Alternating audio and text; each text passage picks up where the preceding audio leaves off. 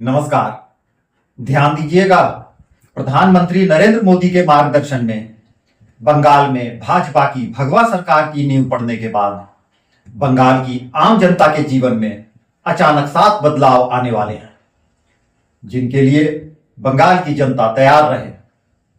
तो आखिर बंगाल में अब अचानक क्या क्या बदलने वाला है? रातों रात शुरू हो चुके इन महत्वपूर्ण परिवर्तनों का कारण बीजेपी और मोदी सरकार की जग जाहिर नीतियां और कार्यप्रणाली हैं।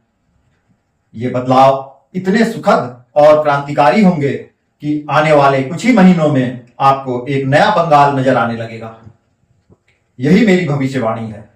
तो चलिए बंगाल के निकट भविष्य को लेकर बहुत संक्षेप में आज की 7 भविष्यवाणियों को समझते हैं।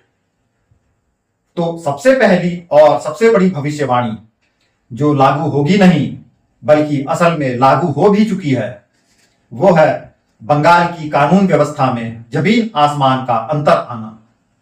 आपने देखा कि कैसे चुनाव से पहले केंद्रीय बलों की मौजूदगी ने बंगाल की आबोहवा ही बदल दी। कई दशकों बाद पहली बार बंगाल की जनता ने बिना किसी डर के बेखौफ होकर मतदान किया, वरना राज्य में चुनाव से पहले, चुनाव के दौरान और चुनाव के बाद भी अनगिनत लोगों को अपने प्राण राजनीतिक हिंसा की चपेट में आकर गंवाने पड़ते थे। लेकिन अब गंगा प्रसाद जैसी अराजकता, गुंडागर्दी और सिंडिकेट राज का दौर हमेशा के लिए खत्म होने वाला है। नारी सुरक्षा अब कागजों पर नहीं बल्कि जमीन पर दिखेगी। जो अपराधी कल तक खुलेआम घूमते थे, अब वे या तो सलाखों के पीछे होंगे या राज्य छोड़कर भाग जाएंगे। योगी आदित्यनाथ वाला उत्तर प्रदेश का लॉ एंड ऑर्डर मॉडल अब बंगाल की गलियों में राज करेगा। मेरी दूसरी भविष्यवाणी भ्रष्टाचार पर उस सर्जिकल स्ट्राइक को लेकर है, जो टीएमसी सरकार की पहचान बन चुके थे।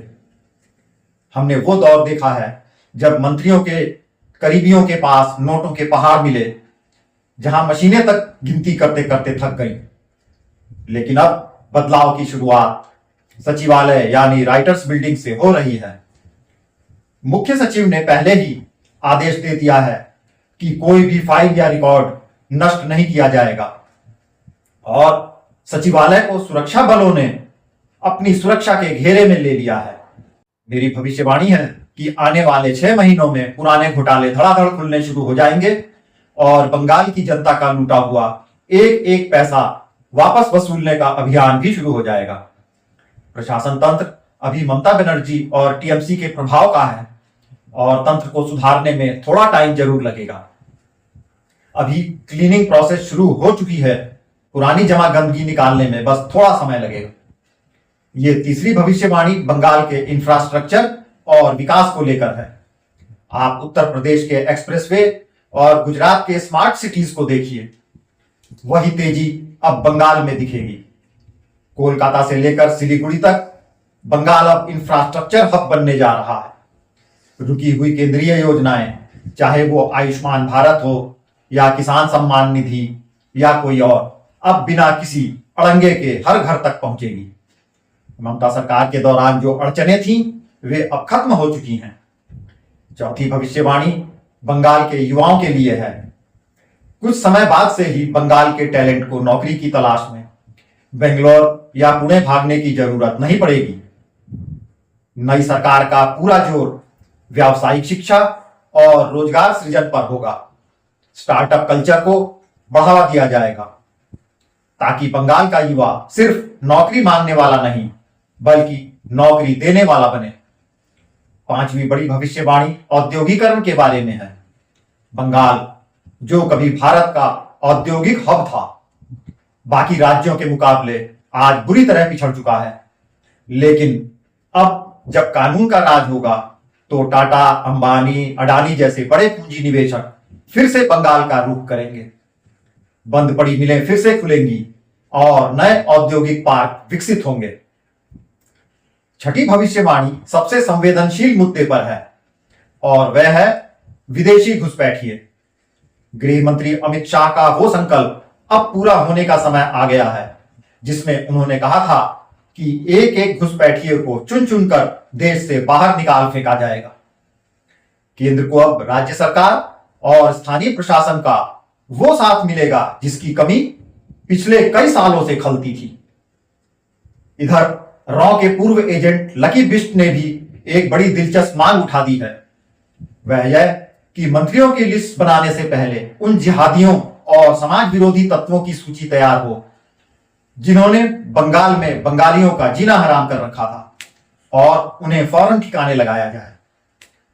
यह बात तो तय मानिए कि अब बंगाल की डेमोग्राफी से खिलवाड़ करने वालों का दौर खत्म हो चुका है। सातवीं और अंतिम भविष्यवाणी भारत बांग्लादेश के संवेदनशील बॉर्डर को लेकर है। वो तारबंदी और बाड़ाबंदी जो ममता सरकार द्वारा डाली जाने वाली अड़चनों के कारण सालों से रुकी हुई थी, अब युद्ध स्तर पर पूरी की जाएगी। ये बॉर्डर अब घुसपैठ का रास्ता नहीं बल्कि भारत की सुरक्षा का अभेद्य किला होगा। बंगाल की ये जो नई तस्वीर आप देख रहे हैं, ये महज भविष्यवाणी नहीं बल्कि 9.5 करोड़ बंगालियों की वे उम्मीदें हैं जिसके साथ उन्होंने मोदी की गारंटी पर भरोसा करते हुए इतना बड़ा जनादेश दिया है। इसलिए निश्चित मानिए कि बंगाल अब बलिदान और हिंसा के चंगुल से आजाद होकर विकास के युग में प्रवेश कर चुका है। हां, दशकों की गंदगी साफ करने में थोड़ा समय जरूर लगेगा, लेकिन नींव रखी जा चुकी है। वैसे भगवा सरकार के आने के तुरंत बाद राज्य में किन किन बदलावों की उम्मीद आपको है? इन 7 मोर्चों के अलावा बंगाल की नई सरकार को और कौन कौन सा अभियान युद्ध स्तर पर तुरंत छेड़ देना चाहिए? जरूर बताइएगा।